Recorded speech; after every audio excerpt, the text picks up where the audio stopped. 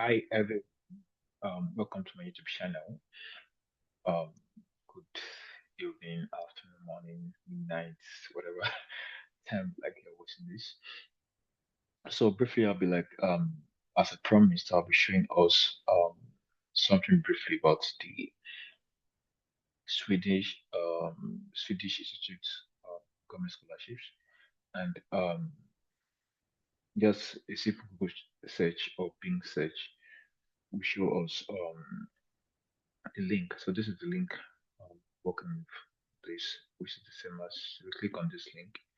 I'm gonna show you the same thing I have here.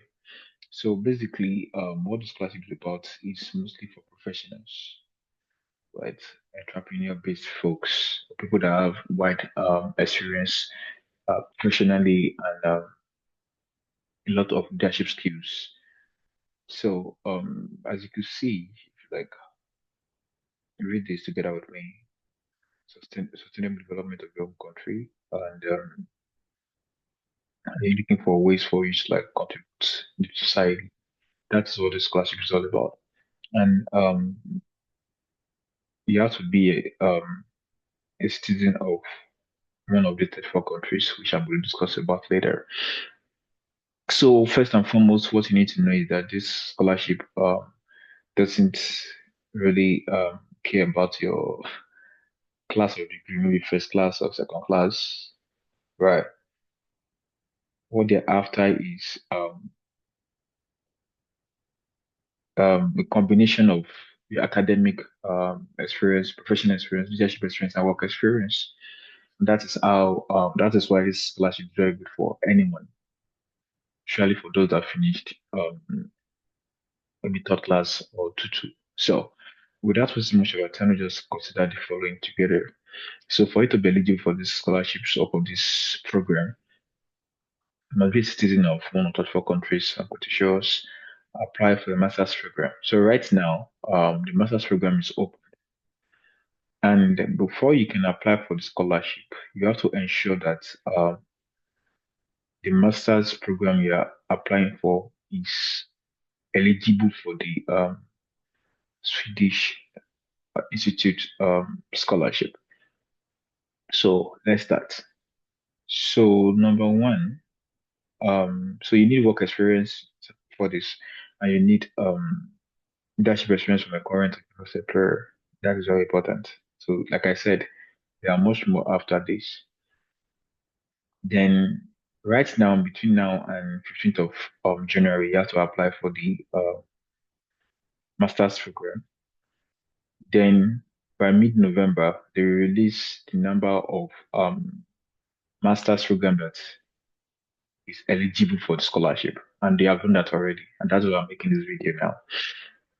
Another thing you need to watch out for is that 9th of February, you can then apply for the scholarship. You can then apply for the scholarship itself. Portal will be open for that to apply to that. Then the admission. So for the admission, you applied between these dates and January 26th. The admission announcement will be on March, but will be by March 26th, and the government scholarship announcement will be by April 26th. So what do they need? So these are the what the scholarship covers and what it doesn't covers. You can see a lot of that here. Then another thing that's so like I mentioned earlier, these are the members of this country. So Nigeria is here. So you're from let's say Kenya. Kenya is there, right? I think Ghana used to be here. Where's Ghana? God. Oh, Ghana. Ghana used to be here before. I don't know what happened to Ghana. Oh my God, that's interesting. Then so these are the courses that are eligible for the scholarships. These are the courses over here. So one thing about this course is that about this list, about 4 pages long, is that um in this list we have the top schools in Sweden, the one in the middle and the one like the low division schools. My advice is for you is to apply mostly your 4 programs should be the middle and the lower schools. The reason is because the top schools are highly competitive And some of the schools that are in the cities are very expensive too. So you have to be very careful when you're applying or choosing the school. Another thing to like consider is the climate condition. There are some part of Sweden that is really, really, really like cold and snow. They have ash climate. So you have to be careful of those ones in particular. So my advice is just like when you have you guys you have MITs, Stanford and all, right? Those are very competitive, right? And we have other schools that people apply to instead, right? So that we have OAU, UR, YINAG, and so on and so forth. Competitive, right? But people try to avoid them, go elsewhere. So my advice is that for this scholarship, try as much as possible to choose schools that are outside the top four. So Lund is very popular. Uppsala is one of those schools too. Mammo, I think that was a very good school, but I don't know about the weather. Mid Sweden. So just KTH is very like competitive. Uppsala, Stockholm, all this most of these schools are in the cities. So try and avoid some of these schools. If some of these schools you want. And also just let God direct you. Importantly. God can ask you to go to the top school and they give you admission and give you funding. It does all. So someone will ask me like, is that all I need to like um bother myself about? No. So aside from this Swedish Government Scholarship, there's another thing you need to work on is what we call the SDG goals.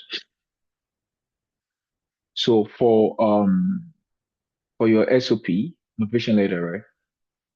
Your work experience, your leadership experience, you have to demonstrate that every of these things, all of those things contribute to the SDG.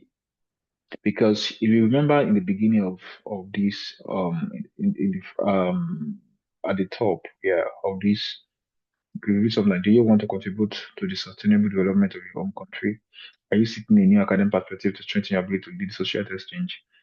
So you could see that they're trying to like this scholarship is about leadership, right? And how you can contribute to the development of society.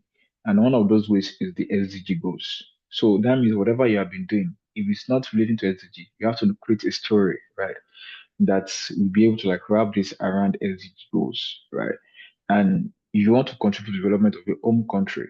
So that means you are saying that, oh, maybe you have an NGO in Nigeria, right? And you are come to Sweden to get the knowledge and to go back to Nigeria. So even if like that's not some of your plans, right? But that's what they want to hear you say. If that makes sense. So let's go back to this. So when you're choosing your course, ensure that the course is in alignment with the SDG goals. Or try to look for instance, you are studying electrolytes. You want to create solar power light for street light in Nigeria, in remote areas, and your work experience, or I've worked in so, and my NGO, or I've been a member of this NGO in which that we travel to the remote area and we supply them with this and this and it's tested and trusted, that kind of stuff, right? That's what they want to like want you to say. Then your previous experience has to be work experience. So the work experience, you have to like state what work experience, and you must have done at least 3,000 work hours before February 2026. And for leadership experience, similarly, you have to like demonstrate you have this leadership experience. So, and even look at, let me show you something before I move on. So, let me show you something. So, there's a template. I'm going to show you that one here. That's one. So, this is what I was looking for. Hmm, Yeah, okay, I found this. So, mandate to influence development strategy for the organization you work at, allocate tasks of this and this and that. They want to see your decision-making process and how you influence projects, if that makes sense. So this, like I said, they are now asking that your GPA must be maybe 5.0 or 4.0, 3.0. It's like it's not, there's not really count to them, right? If that makes sense. So this is what they want. Sometimes some schools, so this is what scholarship is all about. Everything. So they have a CV template. They have work experience template and leadership template. I'm going to show us that one later. So let's go to how to apply. First thing, you apply for a master's program. How do you do that? You come to here, select this link. So this link give you option to select four schools, one, two, three, four. Then for all the four schools, you are paying just one application fee. So you have like that four makes one. So for one application fee, you are applying to four schools. One, school two, school three, school four. Maybe school one, you apply to a course, school two, and that course, school three. So your work now is for you to determine which schools are you applying to. One. Number two, are those master's program, are they eligible for scholarship? And that is why you have to like know this document offhand by hand. Like, okay, this is this school, this is this course, and these are their requirements. Some schools require you to submit extra documents like IELTS, um, their personal statement or portfolio, blah, blah, blah. You have to do that because the school application is different from the scholarship application. So first and foremost, you have to apply to the school, right? So once you apply to the school, between that duration, because the deadline for the school application is January 26. Then by February, they're going to open the scholarship link. And that's where you have the template for your CV, you have template for your work and leadership experience. And notice it has to be printed. You have to print the work experience. They have to sign it and stamp and also dated.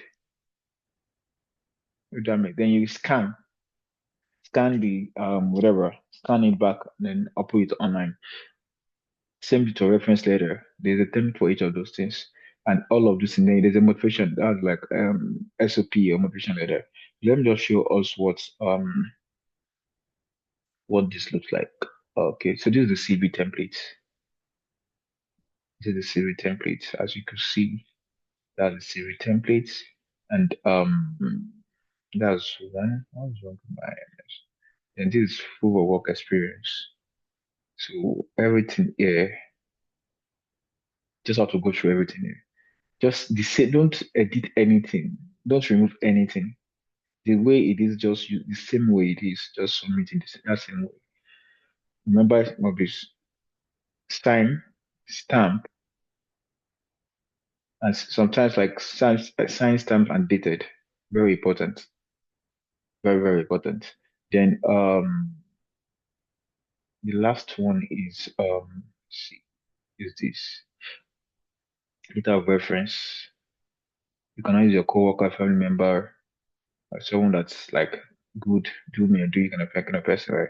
Then so these are the stuff that they need and everything in that direct order. You have to like do it that way. So it's quite very easy and simple, and straightforward.